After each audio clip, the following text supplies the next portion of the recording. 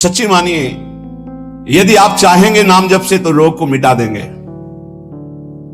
चाहेंगे तो पूरे धन्वंतरी जी ने आयुर्वेद का शोध करके देखा तो जो औषधियों में शक्ति पाई गई उससे लाखों गुना बढ़कर के रोग मिटाने की शक्ति भगवान के नाम में पाई गई। जैसे किसी वैज्ञानिक कैंसर के विशेषज्ञ जब उन्होंने सरकार की बात सुनी कि दतून करते हैं इसे, तो उन्होंने कहा इसका विज्ञान सपोर्ट नहीं करता है, क्योंकि विज्ञान प्राकृतिक बुद्धि का सपोर्ट करता है। भजन बल से वो किसी के रोग नष्ट नहीं करते थे, बहुत दैन्यता से वो रोग, तो दया आ गई, करुणा आ गई, उस रोग को अपने ऊपर ले लिया और उसके रोग की निवृत्ति कर दी।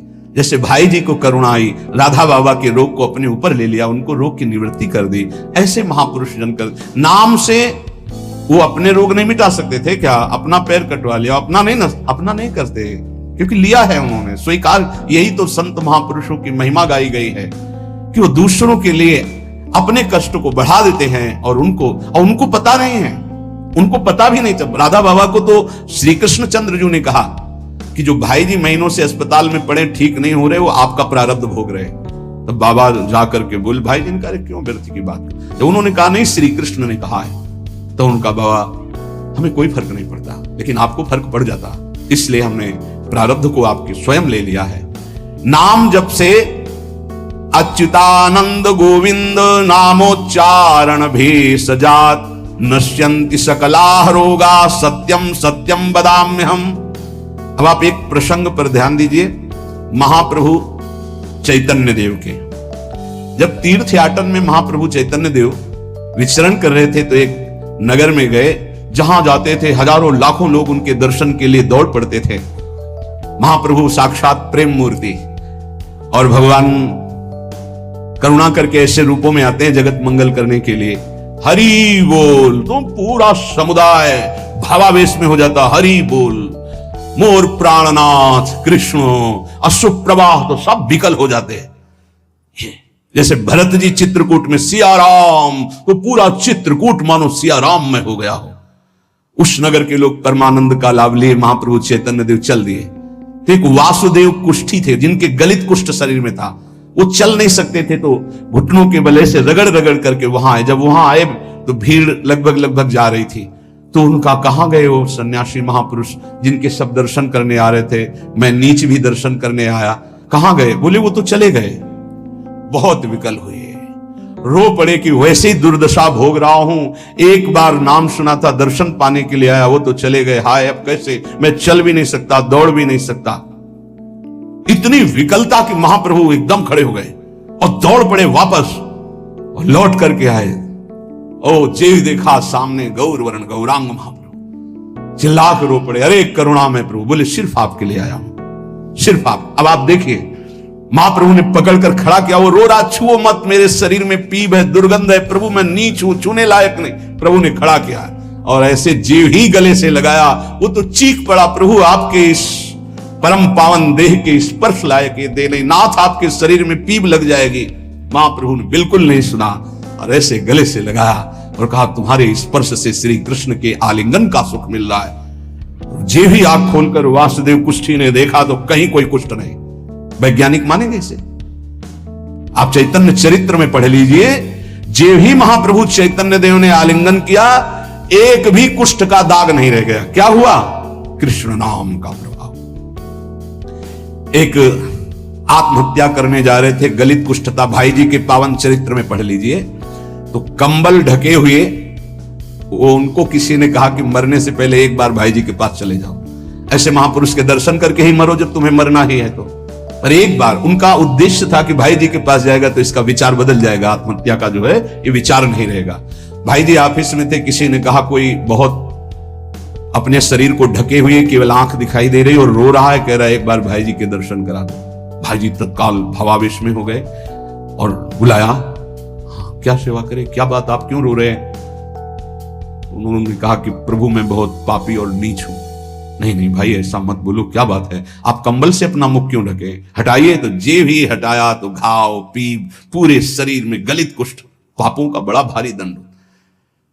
सहम गए देखकर भाई जी। उनका नहीं कोई बात, बोले बस मैं आपके दर्शन करके आत्महत्या करना चाहता हूं, कोई भी मुझे कहीं समाज में कोई ठौर नहीं, सब मुझे घृणा की दृष्टि से देखते हैं, इसलिए मैं अपने भाई जी ने कहा नहीं नहीं नहीं, तुम्हारे ऊपर श्री कृष्ण की कृपा है, ऐसे जे ही आलिंगन किया कुष्ठ गायब, चरित्र में पढ़ ले। क्यों? क्योंकि नाम जप है, संकल्प किया, उसके संपूर्ण पाप नष्ट हुए, भस्म हुए, रोग गायब। रोग कहां से होता है? पाप का दंड है रोग, खत्म हो गया। न शाम्ब व्याधिजम दुखम हेयम नान्यौषधैरपि हरिनाम औषधम पीत्वा व्याधिस्त्याज्यो न संशयः। कितना भी बड़ा रोग हो जो किसी और औषधि से न खत्म हो रहा हो, और नाम जब किया जाए और संकल्प कर दिया जाए कि ये रोग ठीक हो जाए, तो हरिनाम औषधि से बड़ा असाध्य रोग भी ठीक हो जाता है। बोले कर लो अपनी किडनी ठीक, बीमार तो हो आप। तो सच्ची कहते हैं, वृंदावन में बैठे 100 के 100% में 1% भी इच्छा नहीं कि हमारी किडनी ठीक हो जाए। इससे बड़ा साक्षी हम नहीं दे सकते, क्योंकि वृंदावन हमारा प्राण सर्वस्व जीवन है। 1% 100 में नहीं कि ठीक हो जाए, जैसे चला रहे वैसे चलाओ। अब इससे हमें ठीक होने का तात्पर्य नहीं, क्योंकि जो ठीक होना चाहिए वो ठीक हो गया। हम भले हैं, बुरे हैं, नीच हैं, अच्छे हैं, जैसे हैं, अपनी प्रियाजू के ठिकाना मिल गया गोरे चरणारविंद का, इसलिए इसकी जरूरत नहीं है। आप चाहे 100 वर्ष रखो, चाहे 1 सेकंड में इसको बुला लो, कोई परवाह नहीं इसकी। 100 गोपाल शास्त्र नाम का रोज पाठ करते थे, गिरिराज जी की परिक्रमा करते थे, पूरा जीवन हो गया था, और पैरालिस आधे शरीर में उनके हो गया, लकवा जिसे कहते हैं, लकवा ही तो कहते हैं हिंदी भाषा। तो हरि बाबा, पूज्युड़िया बाबा, ये सब जानते थे, इतने बड़े महापुरुष थे। उनके पास गए और कहा बाबा काहे को लीला कर रहे हो, अगर आप संकल्प करो तो पूरे भारत का पैरालिस ठीक हो जाएगा, आप अपने क्यों असमर्थ होकर पड़े हुए हो? तो उनका बाबा विनोद क्यों करते हो? क्या मच्छर मारने के लिए ब्रह्मास्त्र का प्रयोग किया जाता है? अरे ये शरीर छूटेगा आज नहीं तो कल, इसके लिए भगवान नाम और भजन का प्रयोग करें। नहीं, बाबा मुस्कुरा दिए। पर शास्त्रीय सिद्धांत, यदि आप औषधि से भी नहीं ठीक हो रहे हैं, नाम जप कीजिए और संकल्प कीजिए कि ये रोग ठीक हो जाए, पक्का ठीक हो जाएगा। जब उस पाप की नष्ट करने योग्य आपका भजन बन जाएगा, पक्का ठीक हो जाएगा। आधयो व्याधयो यस्य स्मरणान्नाम कीर्तनात् तदैव विलयम यान्ति तमनंतम नमाम्यहम्। जिनके स्मरण और नाम कीर्तन से संपूर्ण मानसिक चिंताएं, शारीरिक रोग और भी व्याधियां, वो सब नष्ट हो जाएंगी नाम से। मानसिक चिंताएं, कई लोग ऐसे आए कि मैं डिप्रेशन में था, जब से प्रवचन सुना, राधा राधा जपा, सब खत्म हो गया। बाहर से सुनकर राधा राधा खत्म हो जाए, अगर आपको कहीं ऐसा है, इसका मतलब आप बात ही नहीं सुन रहे, नाम ही नहीं जप रहे। अरे नाचने का मन होता है। आधयो व्याधयो यस्य स्मरणान् नाम कीर्तनात्। कोई भी मानसिक या शारीरिक कष्ट उसे व्यापता ही नहीं जो नाम जप कर रहा है। सच्ची मानिए, आप पकड़िए इस बात को, पकड़िए, नाम जप से सब कुछ ठीक हो जाए। एक बहुत डिप्रेशन में यही आए हुए थे, उनको हमने बताया सबके जूते साफ करो, यहां सबकी पादुका साफ करो, वाणी पाठ में बैठो और पाओ श्री जी की जूठन, ठीक हो जाओ। ये कोई आशीर्वाद नहीं था, ये पाप नष्ट करने की प्रक्रिया थी। जब आप सबकी पादुका साफ करोगे तो आपके सारे पाप नष्ट हो जाएंगे। पर देहाभिमान प्रबल, पादुका हम सबकी, ये बहुत बड़ी बात है। बड़े सौभाग्यशाली जिनको ये रहस्य पता चल जाए कि सब संतों के बाथरूम साफ करने का अवसर मिले, पादुका साफ करने का अवसर मिले, जूठन फेंकने का अवसर मिले, तो अहो भाग्य, जीत गए आप इस माया पर यह बात सबकी समझ में नहीं आएगी, क्योंकि अभिमान नष्ट होता है। जिस समय आप दूसरों की पादुका साफ करेंगे, उस समय आपके पाप और अभिमान दोनों का नाश हो जाएगा। अरे बहुत कठिन बात है, बहुत कठिन बात है। सब लोग खड़े हो और आप उनकी पादुकाएं, और कोई कठिन बात नहीं। आप गुरुद्वारा जो साहब कहते हो, वहां चाहे आप जितने बड़े पदाधिकारी हो, वहां अगर सेवक हो तो वहां पहले जोरी सेवा मिलती, पादुका की सेवा करो, और सब करते हैं। सर्वरोगोपशमनम सर्वोपद्रवनाशनम शांतिदम सर्वरिष्टानाम हरे नामानुकीर्तनम। गंगा के किनारे पूज्य हरि बाबा विचरण कर रहे थे, तो 10 गांव के लोग एकत्रित होकर आए और कहा बाबा, गंगा जी जब बढ़ती तो पूरा हाहाकार मच जाता है, हमारे खेत बह जाते हैं, गांव पूरा जीना मुश्किल हो जाता है। ना कोई इस बात को समझ पा रहा है और ना हम में कोई सामर्थ्य है। बाबा कृपा करो, आपके पास तो बहुत लोग आते रहते हैं। हरि बाबा विश्व प्रसिद्ध महापुरुष थे, उड़िया बाबा सदैव साथ रहते थे। अनूप शहर, हरि बाबा ने सबकी करुण पुकार सुनी तो बाबा ने कहा, हाँ हमारे पास एक बहुत बड़ा पावर है, नाम सुनो, सबको साथ देना पड़ेगा। क्या? बोले बालू का बांध बांधेंगे। हमारे पास पैसा नहीं, हमारा कोई सहयोग नहीं, तो हम बालू का बांध। तो बोले बालू का बांध गंगा जी? बोले जहां नाम जप करके तसला रख दोगे बालू का, गंगा जी चाहे जितनी बाढ़ है उसको काट नहीं सकती। तो जानते हो अब तो बहुत बड़ा बांध बना हुआ है, उसको हरि बाबा बांध से ही कहते हैं, हरि बाबा के नाम से ही बांध। पर बाबा ने पहला बांध जानते हो काहे को बनवाया? बालू का। भर भर के बालू, नाम उच्चारण हो रहा है, हरे कृष्ण हरे कृष्ण, बाबा यह कीर्तन करवाते थे। और ऐसे तसला फावड़े में भरा जा रहा है, कृष्ण कृष्ण कृष्ण, और रखा जाता है कृष्ण। बोले गंगा जी की सामर्थ्य नहीं कि काट दें। ऐसा ही हुआ, गंगा जी बहुत बढ़ी पर दिशा बदल दी, बांध का स्पर्श ही नहीं हुआ। और आगे चलकर जब पता चला कि बाबा ने ऐसा बांध, तो फिर सब मिलकर सरकार ने भी बहुत सुंदर बांध बना हुआ है और वहां आज भी कीर्तन अखंड चलता रहता है। बहुत बड़े बड़े महापुरुष वहां बैठ करके साधन भजन भी किए। हरि बाबा उड़िया बाबा जब थे तो भाई जी महाराज, बड़े बड़े संत जाकर वहां सत्संग करते थे। नाम का प्रभाव गंगा जी ने नहीं स्पर्श किया, उस बांध को जो बालू का बांध दिया गया। आप समझते क्या है? नाम में अपार। कैसे कोई वैज्ञानिक मानेगा इस बात को कि ये नाम का प्रभाव? रोज नाम कीर्तन में वर्षों से एक भक्त जाते थे। बाबा ने पूछा, देखो अगर संत किसी को पूछते हैं तो आप ये समझ लो कि आपके जन्म जन्मांतरों के सुकृत सफल हो गए कि आप उनकी स्मृति में हैं। वैसे तो दृष्टि नहीं जाती, पर सब जब जहां अपनापन हो जाता है दृष्टि, वो भगत नहीं दिखाई दे रहे तो उनका प्रभु तो आज ही पधार गए बिना कीर्तन के। ये कोई 200-400 वर्ष नहीं हुए हरि बाबा को गए, भी बहुत 60-70 वर्ष हुए होंगे। उड़िया बाबा, हरि बाबा, भाई जी सब एक समकालीन महापुरुष है। उनका बाबा, उनका तो विमान बन रहा है, वो तो दाह संस्कार के लिए ले जाए जाएंगे। बोले नहीं, पहले विमान यहां लाओ। बाबा घंटा बजा करके बोलते हरि बोल, मारा घंटा में ध्वनि हरि बोल का, विमान की रस्सी खोल दो। 2-4 बार घंटा जे भी बजा उठ के बैठ गया। बोले ये कीर्तन के बिना कैसे जा रहे हो? अब आप ये वैज्ञानिक कोई मानेगा? ऐसा कैसे हो सकता है? अरे कर तुम अकर तुम अन्यथा कर तुम, जहां सुई का धागा नहीं जाता वहां से अनंत ब्रह्मांड पार कर दे, उसे परमात्मा कहते हैं, उसे भगवान कहते हैं। कीर्तन हुआ, बोले अब जाओ हमारे हरि के पास। तत्काल मूर्छाई, शरीर छूटा, विमान पे चिता। ये हजारों की भीड़ के बीच में हुआ, कोई अकेले एकांत में नहीं हुआ। कई लोगों को प्रश्न हुआ कि बाबा की वास्तविक किडनी खराब है। किडनी के मरीज नहीं है, शरीर किडनी का मरीज है। लेकिन जब हम होते हैं तब किडनी के मरीज नहीं होते, और जब किडनी के मरीज होते तो हम नहीं होते। ध्यान रखना। अब ये तुम समझ पाओ तो समझ लो। इस समय हम मरीज नहीं हैं, इस समय डॉक्टर हैं हम। अभी जब इससे उतरेंगे तो मरीज हो जाएंगे, पकड़ लेंगे लोग, वहां खड़े करेंगे। ऐसे बैठे रहना, चलता रहेगा। ये केवल राधा नाम का प्रभाव समझो, ये केवल राधा प्रताप है, श्री जी का प्रताप है, ये नाम प्रताप है।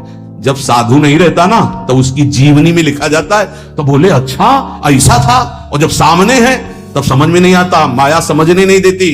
यही माया का है कि जब तक श्री कृष्ण चंद्रजू अपने परिकर में रहे द्वारिकापुरी में, तो जल्दी कोई जान ही नहीं पाया कि ये द्वारिकाधीश बने हुए अनंत ब्रह्मांडों के स्वामी हैं। पक्का ऐसी भगवान और भक्तों की लीलाएं होती है। सच्ची कह रहा हूं, ये हमारी कोई महिमा नहीं, राधा प्रताप है कि कैसी भी परिस्थिति हो, ये जस गवाना ये उनके प्रताप से हो। कौन सा ऐसा सर्व रोगापशमनम सर्वोपद्रव नाशनम शांति प्रदम सर्वरिष्टानाम हरिर नामानुकीर्तनम। कोई भी अरिष्ट ग्रह नक्षत्र भूत प्रेत, लोग कहते हैं हमारे घरों में बाहरी चक्कर है, 1 घंटा का नाम कीर्तन करवाओ, कोई चक्कर रह जाए तो बताना। नाम कीर्तन नहीं करवाओगे, पक्का हमें पता है। इसमें श्रद्धा हो सकती है तुम्हारी कि ले जाओ ये गाड़ देना घर में, लेकिन नाम कीर्तन जो लोक परलोक सर्व पाप का नाश करने वाला, नाम संकीर्तनम यस्य सर्व पाप प्रणाशनम, जहां तक नाम कीर्तन जाएगा वहां तक सबका मंगल होगा। मीरा जी को एक भूतिया घर में रखा गया कि अब ऐसे नहीं मरी तो यहां तो भूत ही मार डालेंगे। मीरा जी ने गिरधर को विराजमान करके जे भी धूप आरती की, धूप की गंध जितने भूतों को लगी सब परम पद के अधिकारी बन गए, सब परम पद के अधिकारी। क्या भगवत आराधना, कौन सा ऐसा अरिष्ट है जिसका नाश ना हो जाए, लेकिन कोई समझते नहीं। राधा राधा राधा नाम के बल से, भगवत चिंतन के बल से सब कुछ ठीक हो जाता है। सच्ची कह रहे, सब कुछ ठीक हो जाता है। संकीर्तमानो भगवान अनंतः। एक बार जो हमारे सन्यासी गुरुदेव भगवान थे, बिल्कुल साधारण बात, गांव के लोग, महाराज जी हमारी भैंस बहुत बीमार है, वो मर गई तो हम गरीब आदमी मर ही जाएंगे, क्योंकि उसी के दूध से परिवार चलता है। हम छोटे थे, गुरुजी के पास नीचे बैठे थे, गुरुजी तखत में थे। अरे भैया हम तो कोई पशु के डॉक्टर थोड़ी हैं। कहा स्वामी जी हमें पता है आप कर सकते हो। एक अपनापन होता है। तो ऐसे नारियल का कमंडल रखा था, नारायण नारायण नारायण कटोरी में डाला और कहा लियो भैंस को पिला देना। अरे भैंस ठीक हो गई। अब जितने भैंस हो गाय के थे सब वहां भीड़ लगने लगे। गुरुजी ने कहा भैया पशु के डॉक्टर थोड़ी, वो बेचारा गरीब आदमी था, ऐसा कह रहा। संकल्प कर ले और संत कह दे तो क्या नहीं हो सकता, क्या नहीं हो सकता। जाओ तुम्हारा मंगल हो जाए, तो उनके पास भजन है, उसके बल से मंगल हो जाता है। ऐसा थोड़ी कि वो कोई सिद्धि जानते कि तुम्हारा रोग नष्ट कर देंगे, जाओ तुम्हारा मंगल हो जाए। उनके पास नाम बल है, उससे हो जाता है। जब अनंत महिमाशाली भगवान का नाम जब किया जाता है तो नाम चित्त का मार्जन करके, जैसे सूर्य उदय होता है तो अंधकार नष्ट हो जाता है, ऐसे हृदय में ज्ञान प्रकाशित कर देता है। इतना नहीं कि वो पाप नष्ट कर देता है, विघ्न नष्ट कर देता है, विशुद्ध ज्ञान प्रकाशित कर देता है। नातः परम कर्मा निबंध कृंतनम मुमुक्षताम तीर्थ पदानुकीर्तनात् नायत पुनः कर्म सुसज्जते मनु रजस्तमोभ्याम कलिलम तथोन्यथा। एक बड़ा रहस्य की बात इसमें कह रहे, जो हमारा प्रारब्ध भोग है ना, नाम से इसको 1 मिनट में मिटाया जा सकता है, किसी के भी, अपने या दूसरे के। लेकिन हम बहुत बड़ा प्रारब्ध मिटा रहे हैं। अनंत जन्मों के कर्म संस्कार जो हमें बार बार जन्म मरण के चक्र में फंसाते हैं, आखिरी जन्म होना है, इसलिए इस शरीर के प्रारब्ध तो सह लेते हैं, और आगे के जितने पीछे के जितने सबको भस्म करके भगवत प्राप्ति कर लेते हैं। इस रहस्य के कारण बड़े बड़े संत अपने शरीर के प्रारब्ध को नहीं मिटाते हैं। यद्यपि सामर्थ्य उनमें है, ऐसा नहीं कि वो नहीं मिटा सकते, बड़ी सामर्थ्य है। कैसी कैसी सामर्थ्य भाई जी महाराज के चरित्र में पढ़ करके आप देखो, अभी कोई बहुत वर्ष थोड़ी हो गए भाई जी को अंतर ध्यान हुए। कैसी कैसी सामर्थ्य सिद्ध महापुरुषों में हुई है नाम के बल से। लेकिन उनके शरीर में, जिस दिन बाबा का शरीर पूरा होना था, अंतिम समय था, सुबह उठे, ऐसे सत्संग हाल में आए और कहा आज तो स्मशान होगा। किसी को समझ में नहीं आ रहा था, बोले आज स्मशान होगा, किसी को समझ नहीं। अपने आप बैठ गए।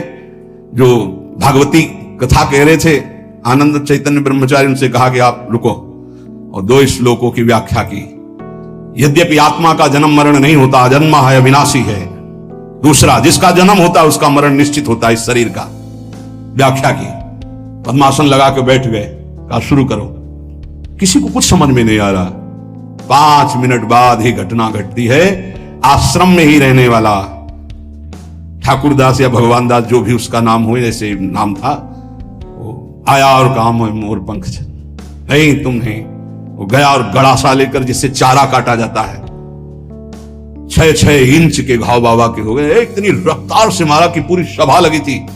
पार्षदों को तो कुछ होश ही नहीं कि हो क्या रहा। सामने एक बुढ़िया माई बैठी थी, वो दौड़ गई और ऐसे पकड़, बुढ़िया माई उसको ऐसे पकड़ लिया। तब पकड़ते पकड़ते भी 5-6 गड़ासे बाबा के फव्वारे खून के से आखिरी बाबा के मुख से निकला, ओ शाम। हृदय विदीर्ण हो गया कि अरे ये क्या लीला है। क्या वो जान नहीं रहे थे कि ये होने वाला है? पूज्य स्वामी श्री मग्नानंद सरस्वती जी महाराज, हमने बताया है, सुबह बैठे और कहा सुनो, जैसे शरीर हमारा छूटे ना, एक ऐसा बॉक्स जैसा बनाना, और उसमें पधराते समय सोचना कि भगवान विष्णु अपनी शेष सैया पर शयन करने जा रहे हैं, और गंगा में प्रवाहित कर देना। अच्छा भाई, तो तुम लोगों में कौन कौन हमारे साथ चलेगा? अपने शिष्यों से कहा। तो सबसे बड़े शिष्य शिवानंद स्वामी थे। तो उनका सरकार जहां आप हो, हम बोले नहीं, तुम नहीं, तुम विज्ञ हो, समस्त हमारा आंतरिक ज्ञान तुम्हें प्राप्त हो चुका है, तुम जन समुदाय को ज्ञान प्रदान करोगे। और कौन कौन चलेगा? 10 लोगों ने कहा कि आपके साथ ही हम चलेंगे। ये किसी को पता नहीं था कि आज ही घटना घटने वाली है। ठीक है, ठीक 2 बजे बाबा सरकार लघु शंका के लिए निकलते थे आश्रम से हटकर, फिर आश्रम में बैठ जाते थे। जेवी लघु शंका के निकले तो एक बावरा आदमी जो वही आश्रम में ही आकर के टिका था, सबको लगता था ये कुछ खतरा पैदा करेगा। वो गांजा पीता था, कुल्हाड़ रखता था साथ। बाबा सरकार रोज अपने भोग से दूध उसे पिलाते थे। जेवी लघु शंका को निकले 8-10 कुल्हाड़ ऐसे महापुरुष के जो अस्थिमात्र होए रहे शरीरा, योग के पुंज एक ही समय में कई जगह पाए गए। ऐसे सिद्ध महापुरुष मग्नानंद सरस्वती जी महाराज एक ही समय में कई जगह पाए गए। बाबा सरकार को लहूलुहान हो गया। आए उस स्थिति में सब अधकटे अंग सिद्धासन में बैठ गए। वो पीछे आया और जिन 10 लोगों ने कहा था साथ चलेंगे, सबको मार के, और जिन लोगों को बाबा सरकार ने कहा था नहीं, एक भी खरोच उनके शरीर में नहीं आई और भाग गया। मानो काल ही ऐसे, उनको पता था। ऐसा नहीं कि भजनानंदी महापुरुषों को पता नहीं होता कि अब क्या होने वाला है, पर वो भगवान के रहस्य को वैसे ही रखते हैं जैसा भगवान चाहते हैं। क्या पूरे जीवन भर महान तप, परिणाम अंत में तो ये परिणाम थोड़ी है। भगवान करुणा निधान बड़ी प्रसन्न मुद्रा में पीपल के नीचे, बहेलिये ने देखा श्री चरण का तलवा तो ऐसा उसको भ्रम हुआ कि हिरण का मुख और माला तान के बाण भगवान के चरणों में। जो ही नजदीक गया देखा द्वारिकाधीश भगवान, कांप गया। भगवान ने कहा मम इच्छा कह दीन दयाल। तुरंत दिव्य विमान आया और उससे कहा इसका फल है कि तुम परम पद में जाओ। और भगवान अंतर्धान हो रहे, निमित्त बनाकर वो सशरीर भगवान अंतर्धान। भजन करने से इसका कोई लेना देना नहीं रहता कि शरीर को रोग है, कि शरीर कैसे छूटता है। इतने महामहिम बक्सर वाले पूज्य मामा जी महाराज, अद्भुत संत, जिनको मामा जी ही इसलिए कहा जाता था कि जानकी जी पर दृढ़ भाव था, मेरी बहन है, मेरे बहनोई राम जी है। शायद इनमें से किसी लोगों ने दर्शन किया, बहुत ही करुणामूर्ति। अगर कोई वैष्णव झुकता है तो लाठी रख करके प्रणाम करें। हमने काशी में और यहां वृंदावन में भी दर्शन, बड़ी सभा में सर्वश्रेष्ठ सम्मान दिया जा रहा था। और जब उनको बोलने को हुआ तो उन्होंने कहा मां अपने गोद पर बेटे को बैठा लेती तो ये कोई सम्मान बेटे का नहीं होता है, ये मां का दुलार होता है। ऐसे आप सब महापुरुषों ने ऐसी वाणी, ऐसी दैन्यता, और शरीर कैसे पूरा हुआ जानते हो। जा रहे थे भगवत कथामृत पान कराने, गाड़ी का ऐसे राधा अंतिम शब्द था जो पास थे, राधा बरसाने से दर्शन करके गए थे। राधा किस हेतु से कैसे जाते हैं इसका निमित्त नहीं, कहां जाते हैं ये बात है। श्री जी के पास गए। नाम सब साधनाओं की त्रुटि को पूरी कर देता है। इसीलिए कल शाम के बहुत आर्त भाव से कह रहे थे कि 10 मिनट घर में कीर्तन कर लिया करो। आपके कमरे का वातावरण भागवतिक हो जाएगा यदि आप कीर्तन कर लेंगे। पर सुन लीजिए हमारी बात, माइक से कह रहे हैं तो भी नहीं सुनाई दे रहा है, नहीं सुनाई दे रहा, इसका मतलब आप कर नहीं रहे। अगर करते हैं तो सुन रहे हैं आप। 10 मिनट आप चाहे गृहस्थ हो चाहे विरक्त हो, 10 मिनट कीर्तन कर लीजिए। आपकी कुटिया का वातावरण भागवतिक हो जाएगा, कोई आपको मानसिक विघ्न नहीं होगा। 10 मिनट कीर्तन कीजिए। अगर आप मान ले तो निर्विघ्न आपका समय जाने लगेगा। 24 घंटे में एक बार आपकी कुटिया में ताली या मंजीरा बजना चाहिए और जोर से नाम होना चाहिए, राधा राधा या राधा वल्लभ श्री हरिवंश, या जो और अन्य उपासना वाले हैं अपने उपास्य देव का नाम कीर्तन।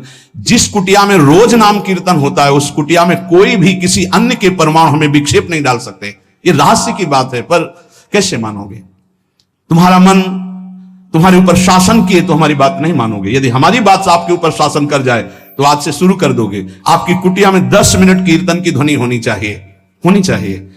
जैसे बड़े भाग्यशाली जन हैं, कई वर्ष पहले ये हुआ कि जिस कॉलोनी में रह रहे हैं उस कॉलोनी में कीर्तन होना चाहिए। आज भी कीर्तन, कितना सुख मिलता है जब आसपास ये राधा नाम का कीर्तन करते हैं तो हृदय, और 50 लोग पीछे चलते हैं नाम कीर्तन करते हुए, पूरी कॉलोनी में गूंजता है नाम कीर्तन। आप अपनी कुटिया में अपने मंगल के लिए, अपने वातावरण अनुकूलित के लिए, जो आपके दिमाग को भागवतिक बना सके, 10 मिनट नाम कीर्तन कीजिए, मान लीजिए, फिर आप परिणाम देखिए। जोर जोर से नाम कीर्तन कीजिए। नाम से समस्त त्रुटियों की पूर्ति हो जाती है। मंत्र तंत्र तच्छिद्रम देश कालार्ह वस्तुतः सर्वम करोति निश्चिद्रम नाम संकीर्तनम तव। जैसे आप मंत्र जप कर रहे हैं तो आपकी कोई त्रुटि हो गई है, कई तरह की त्रुटि हो जाती है। आप मंत्र जपते जपते कोई बोल दिए, कोई बात कर दिए, निषेध है मंत्र में, जब तक माला पूरा ना हो जाए तब तक नहीं। वैसे भी मंत्र में मान लो कोई शब्द ऐसा जो आप त्रुटि कर दिए हैं, तो जहां आप माला पूरा करें कि 11 माला हो गई, हमारा 21 माला हो गया, तो 5 मिनट नाम कीर्तन करें। तो जितनी भी त्रुटि होगी मंत्र जाप की वो पूरी हो जाएगी। ऐसे ही यज्ञ है, कुछ भी अनुष्ठान है, उस अनुष्ठान के बाद 10 मिनट नाम कीर्तन कीजिए, वो पूर्ण हो जाएगा।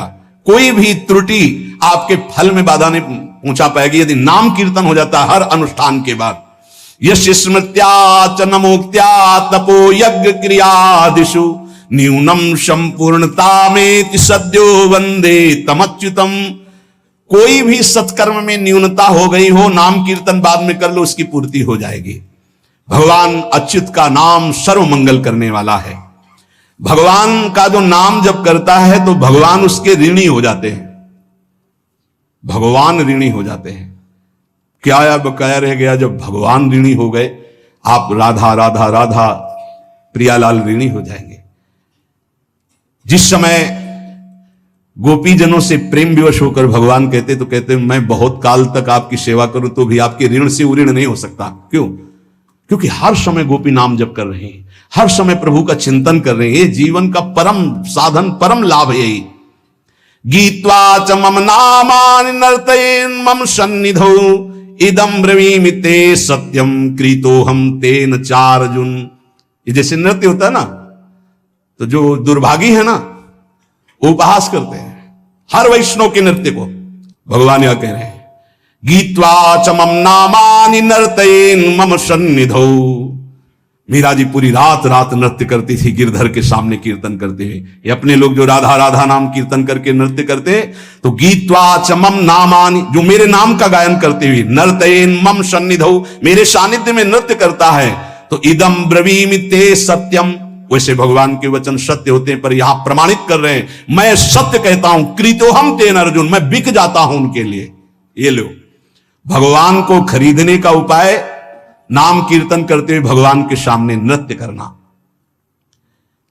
मैं उनका बिका हुआ दास हो जाता हूं। अच्युत भगवान, अजित भगवान कह रहे हैं जितम तेन जितम तेन जितम तेनेति निश्चितम जिह्वाग्रे वर्तते यस्य हरिरित्यक्षरद्वयम्। मैं उसके हाथ बिक जाता हूं, बिक जाता हूं, बिक जाता हूं। मुझे वो जीत लेता है, जीत लेता है, जीत लेता है 3 बार। किसका? बोले जिसकी जिह्वा के अग्रभाग पर मेरा नाम विराजमान रहता है। जीत गया वो, मेरे से जीत गया। माया से जीतने की क्या बात।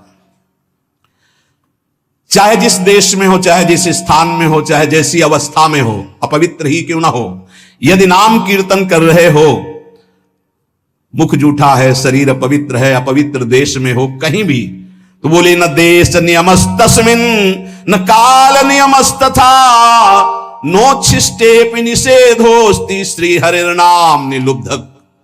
यदि मुंह जूठा है और मंत्र जप कर रहे हो तो ठीक नहीं है, नियम विरुद्ध आचरण है, ये गलती है, चूक है। लेकिन मुंह जूठा है, राधा राधा, कोई अपराध नहीं।